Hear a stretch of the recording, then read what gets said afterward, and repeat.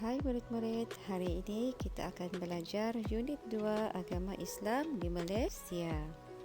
Masyarakat di Tanah Melayu sudah mempunyai pegangan agama dan kepercayaan sejak dahulu lagi. Antara agama dan kepercayaan tersebut ialah animisme, Hindu, Buddha, Kristian dan agama Islam. Mari kita lihat satu demi satu. Animisme merupakan kepercayaan terawal masyarakat di Tanah Melayu. Mereka percaya kepada roh nenek moyang, makhluk halus dan juga semangat. Seterusnya agama Hindu yang dibawa ke Tanah Melayu melalui aktiviti perdagangan. Penganut agama Hindu percaya kepada kelahiran semula. Seterusnya, agama Buddha yang datang ke Tanah Melayu juga melalui aktiviti perdagangan. Penganut agama Buddha berpegang pada jalan 8 lapis mulia. Dan kemudiannya kedatangan agama Kristian yang wujud di Tanah Melayu setelah kedatangan penjajah Portugis. Penganut agama Kristian mempercayai Yesus sebagai anak Tuhan, dan yang seterusnya kedatangan agama Islam yang dibawa oleh golongan pedagang, pendakwa dan juga ulama. Penganut agama Islam wajib percaya kepada rukun Islam dan juga rukun iman. Kedatangan agama Islam pada zaman Kesultanan Melayu Melaka. Bagaimana kita tahu agama Islam telah sampai ke Tanah Melayu sejak zaman Kesultanan Melayu Melaka? Dengan penemuan batu bersurat. Yang pertama, batu bersurat yang telah ditemui di Sungai Teresat, Kuala Berang, Terengganu. Batu bersurat ini bertarikh 1303. Dan satu lagi, penemuan batu bersurat di Pengkalan Kempas Negeri Sembilan bertarikh 1467. Penemuan kedua-dua batu bersurat ini adalah bukti kewujudan agama Islam di Tanah Melayu sejak zaman Kesultanan Melayu Melaka. Pada awal abad ke-15, Melaka telah muncul sebagai pusat perdagangan maritim yang terkenal. Pada ketika itu, Melaka adalah pelabuhan Entropot. Entropot ini ialah tempat yang menjadi pusat penerimaan barang dagangan dari negara luar, dihantar ke Melaka, dan kemudian barang dagangan itu dihantar pula ke negara lain.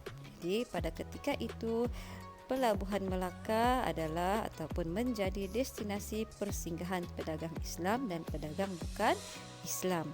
Kedatangan agama Islam pada ketika itu didorong oleh beberapa faktor.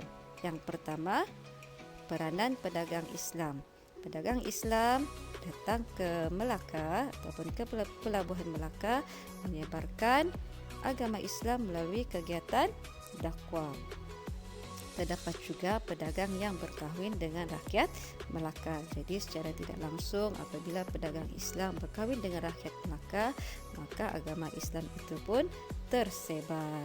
Yang kedua iaitu adalah peranan ulama, yang mana peranan Syekh Abdul Aziz yang telah mengislamkan raja, pembesar dan juga rakyat Melaka. Dan yang terakhir ialah peranan Sultan, iaitu perkahwinan Megat Iskandar Shah dengan puteri Raja Pasai. Setelah baginda memeluk agama Islam, rakyat Melaka juga turut memeluk agama Islam. Jadi tiga faktor ini merupakan penyumbang ataupun faktor kedatangan agama Islam pada zaman Kesultanan Melayu Melaka. Peranan pedagang Islam, peranan ulama dan juga peranan Sultan. Seterusnya kita lihat perundangan pada zaman Kesultanan Melayu Melaka. Pada zaman Kesultanan Melayu Melaka, perundangan di Melaka juga mengandungi hukum Islam.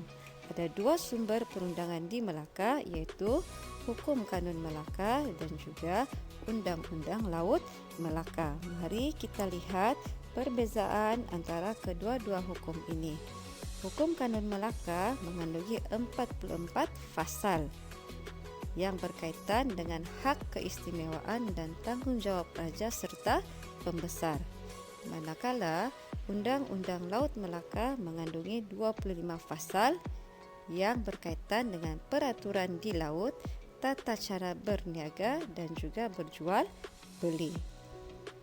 Seterusnya, Hukum Kanun Melaka juga berkaitan dengan hukuman terhadap jenayah, urusan jual beli dan kekeluargaan. Manakala Undang-Undang Laut Melaka berkaitan dengan hukuman terhadap kesalahan jenayah. Seterusnya kita lihat yang ketiga, Hukum Kanun Melaka mewujudkan keamanan dan keselamatan rakyat di negeri Melaka. Manakala Undang-Undang Laut Melaka digubal untuk melancarkan aktiviti perdagangan dan memberi keyakinan kepada pedagang yang datang ke Melaka. Baiklah murid-murid, itu sahaja pengajaran dan pembelajaran kita pada hari ini. Sekian dan terima kasih. Kita jumpa lagi pada kelas yang akan datang.